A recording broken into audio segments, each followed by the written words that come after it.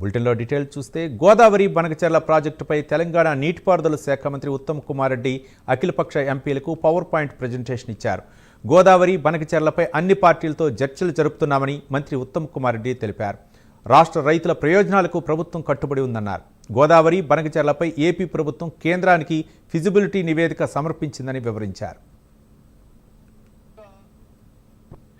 అన్ని పార్టీలని సంప్రదించి ఒక ప్రజాస్వామ్య పద్ధతిగా ముందుకు పోవాలి, తెలంగాణ ప్రజలు రైతులకి మేలు చేయడానికనే మా ప్రభుత్వ ఉద్దేశం కూడా ఈ యొక్క అఖిలపక్ష సమావేశం ద్వారా ప్రజలందరికీ తెలియజేస్తున్నాం. ఈ యొక్క ఇండెక్స్ మ్యాప్ కూడా మీకు చూపిస్తాం. అదేవిధంగా ఈ ప్రాజెక్ట్ విషయంలో ఆంధ్రప్రదేశ్ ప్రభుత్వం కేంద్ర ప్రభుత్వానికి ప్రీ ఫీజిబిలిటీ రిపోర్ట్ సమర్పించారు. They have submitted the pre-feasibility report which central government has forwarded to us and all Godavari co-basin states asking us for inviting our comments on this.